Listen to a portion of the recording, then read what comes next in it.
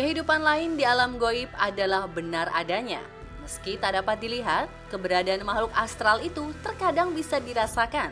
Tak terkecuali para selebritis Indonesia yang pernah mengalami kejadian mistis. Entah karena tak disengaja atau berupa kiriman untuk mengganggu dan menakuti mereka. Lantas, siapa saja para pesohor itu? Berikut rangkumannya.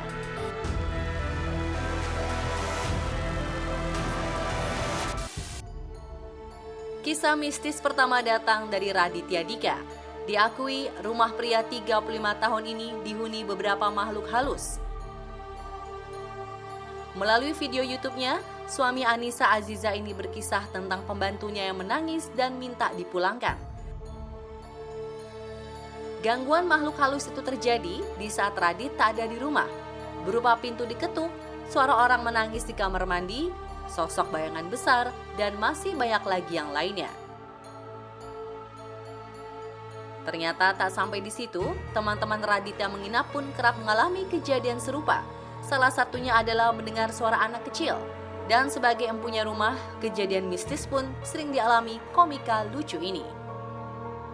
Bau melati di rumah gua, di salah satu pojokan kamar. Atau suara orang ngegaruk langit-langit kamar, itu gue juga sempat dengar. Gue juga sempat pernah dengar jam 2 pagi lagi di kamar mandi, lagi kencing. Karena itu dekat sama taman yang di bawah, ada kayak semacam voidnya gitu. Gue dengar ada orang mainan batu. Pas gue keluar, gue panggil kucing gue, nggak taunya nggak ada gitu. Jadi gue mulai berteori gitu, dimana kenapa hantu-hantu ini ada gitu. Gue jadi mikir apakah pertama ini dulunya hantu yang ada di taman bekas tempat gue beli rumah gitu. Apakah hantunya nggak sengaja gue datengin sendiri ke rumah gitu. Karena waktu itu, ini ada cerita serem lagi sih. Waktu gue lagi syuting promo film Pengabdi Setan di rumah gue, itu Bang Joko Anwar kan bawa lonceng-lonceng tuh. Pas loncengnya dibunyiin, kamar di tempat kita syuting itu mati lampu. Tapi bagian lain dari rumah tuh enggak. Dan itu kejadian sampai 3 kali dia mati. Lonceng itu kata Bang Joko tuh dari tahun 1800 dan sering dipegang sama orang yang udah mau meninggal gitu. Apa jangan ada hubungannya juga. Gara-gara lonceng itu dibunyi-bunyiin di rumah gue terus ada mati lampu dan akhirnya mengundang gitu, gue nggak tahu juga.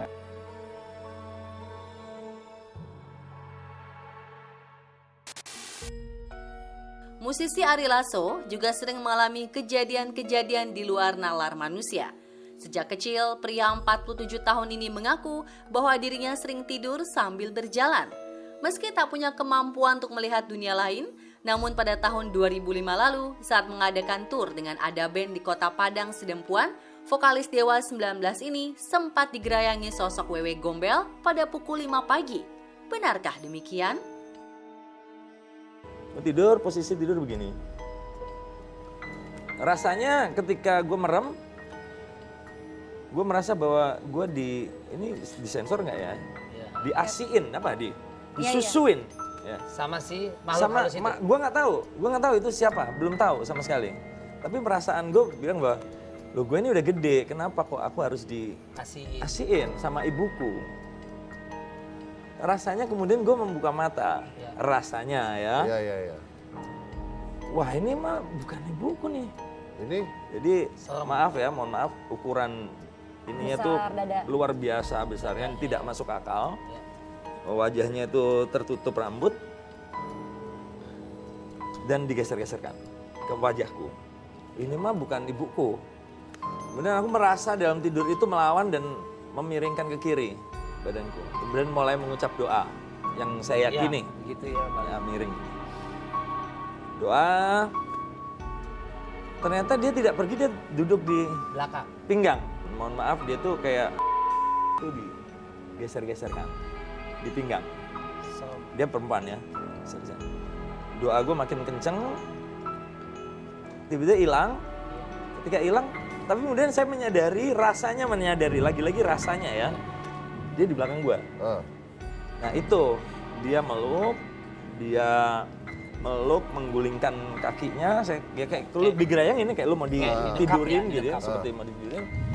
Dan gue merasa ada yang mau masuk ke badan gue, melalui, gue lupa ya antara tulang belakang atau maaf ya, mungkin dari situ. Karena sakit, gue teriak dalam agama yang gue yakini. You know pasti ya, apa gitu, dalam nama Yesus gitu gue teriak. Dan aku rasanya terbangun. Ya. Terbangun, hilang.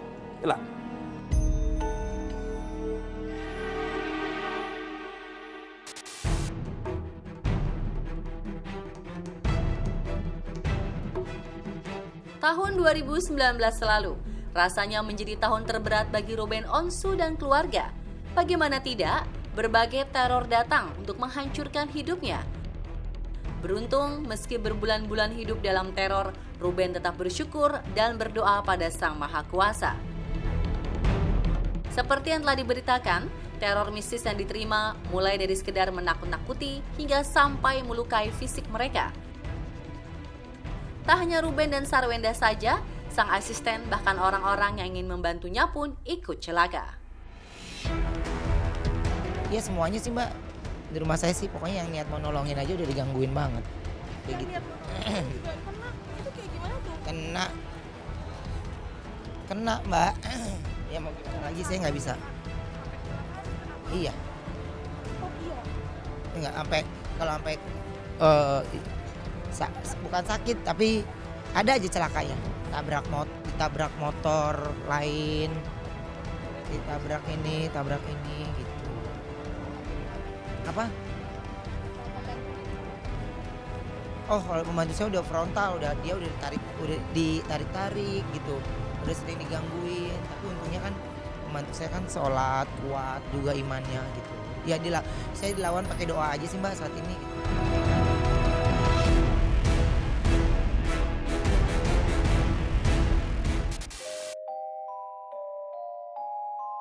Acara Jumpa Penggemar di Kota Banyuwangi pada awal 2020 lalu rasanya menjadi momen paling menyeramkan bagi Ria Ricis.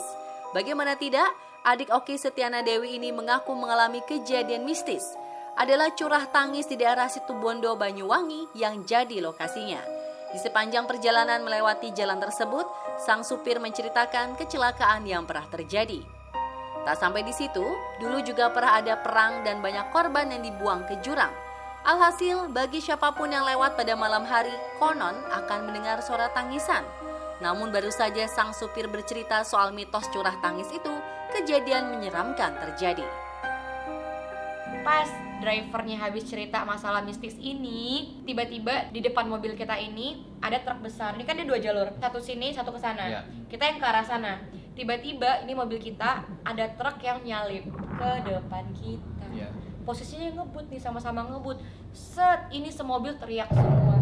Dan aku di situ yang, ya Allah, kalaupun aku harus mati, matikan aku dalam keadaan husnul khotimah. Aku langsung mikir gitu, aku udah yang nggak punya pikiran kayak, ya udah gue bakal mati di jalan. Dan Mbak Riri udah teriak banget, Ella udah nggak berani apa-apa. Pas udah deket, tipis banget, baru si truknya ini minggir.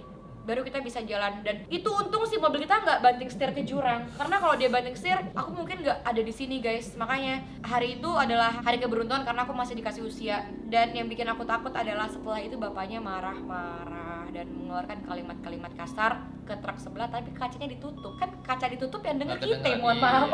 Jadi aku ngerasa yang, Pak kok marah-marah, kan aku jadi takut gitu loh. Dan di situ aku ngerasa ini tandanya apa ya Allah gitu, tandanya apa. Di situ aku langsung doa sebanyak-banyaknya, bersyukur sebanyak-banyaknya karena masih hidup. Dan habis itu aku speechless, nggak bisa berkata-kata. Ya mohon doanya aja. Dan alhamdulillah sampai sekarang aku masih hidup. Itu sih.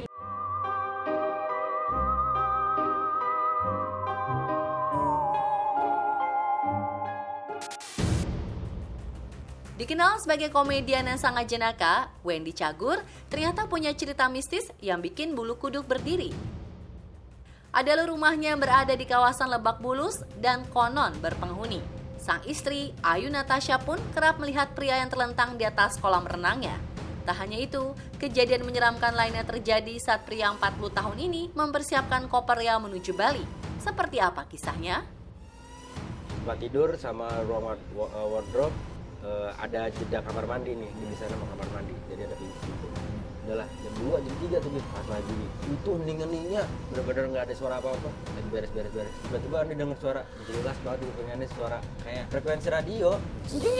Oh ya, karena sepersekian detik yang apa nih, megangnya. Lari aneh bangunin bini aneh. Ente lari Dari tempat wardrobe itu, iya. Ke kamar tidur bangunin bini aneh. Bun. Ada bunyi. Itu pertama. Misalkan posisi aneh di sini, pintu kamar aneh misalkan di situ tuh. Iya. Ya kan? Kan lumayan jauh, Bib. Nah, terus pas lagi main Lego gitu tuh, tiba-tiba aneh denger jelas kayak orang ngetok pintu kamar aneh. Nah, aneh pikir pembakatannya ngasih tahu ada yang rembes, ada yang bocor gitu. Iya. Aneh langsung dong refleks bangun dari duduk, aneh langsung ini buka pintu. Ke arah pintu ya. Buka pintu. Ada orang gitu. Nggak ada orang, kalau orang itu lari segala macam nggak mungkin asisten rumah tangga aneh ngerjain aneh nggak Iya, mungkin. nggak mungkin ya. Itu jelas banget gue. Bener-bener yang dan pintunya pintu kayu yang Jati, solid gitu. Jadi kedengaran banget pasti. Hah, iya. Itu kedengaran banget. Tapi begitu aneh buka nggak ada orang.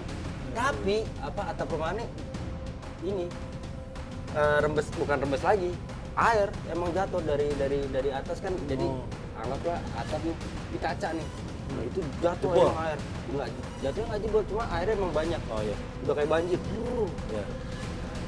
Di situ ada mikir, kayaknya yang jadi rumah layak di kita. Aneh gua itu aja.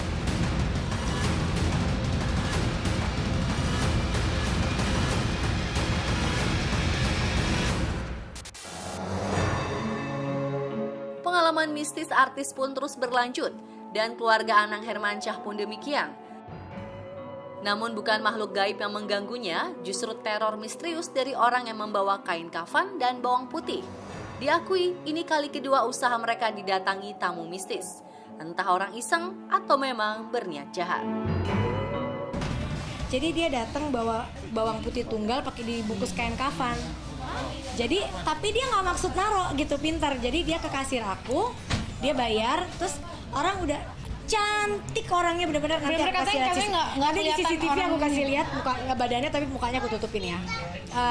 Jadi dia bayar gitu, tapi dia bayar cuma satu, gelagatnya aneh. Abis dia bayar dia bawa, terus dia ninggalin gini. Pas pulang dibilang sama mbak di kasir, "Bu, ini ketinggalan." Anak-anak gak ada yang berani. Dia cuma ngeliat, jadi serem gue, si jalan lagi. Jadi dia datang ke jam 6 sore ya kak, jam 6 sore dia udah ke outlet, orang yang sama. Terus dia beli, dia duduk, terus dia teriak-teriak, pesan. Sedangkan di tempat aku itu kita harus ke kasir. Iya, self service. Maaf pak, bapak harus ke kasir. Enggak, gue mau pesen katanya. Enggak bisa, bapak harus ke kasir. Udah ke kasir. Terus abis duduk dia minum, woi. Enggak bisa pak, bapak harus ke kasir. Terus selesai makan, pak ini harus dibuang sendiri. Kan kita ngajarin orang makanan self service kan. Enggak, gue gak mau. Dia pergi. Orang yang sama, gendut, orang Chinese, orangnya sipit. Udah jam 2:30 pagi, jam 2:30 pagi dia balik. Tiba-tiba di mejanya dia bakar dupa 5 biji. Terus kan kalau jam 3 pagi cuma ada 2 meja, keganggu kan, orangku datang, "Maaf pak," tapi kan dipikir orang sembayangan kan, masa ya kan dupa, cuma "Pak maaf bang, kalau sembayang jangan di sini karena di sini nggak boleh ngerokok, bapak kalau mau sembayang di tempat lain aja." Diam nggak mau katanya dia. Terus dia udah gitu dia matiin dah.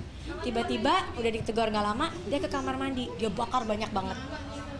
"Pak, bapak nggak boleh bakar di sini," gitu. Dia diam, dia taruh. Terus dia kayak pergi ke lokernya karyawan gitu, entah naruh apa, cuma pokoknya setelah dia pergi tuh bawa menyan.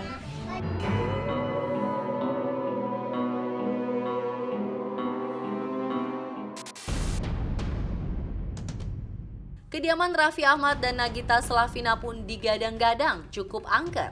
Melalui video YouTube-nya, ayah Rafathar ini ceritakan kisah mistis yang dialaminya di rumah. Awalnya adalah Roy Kiyoshi yang menerawang keadaan di sana.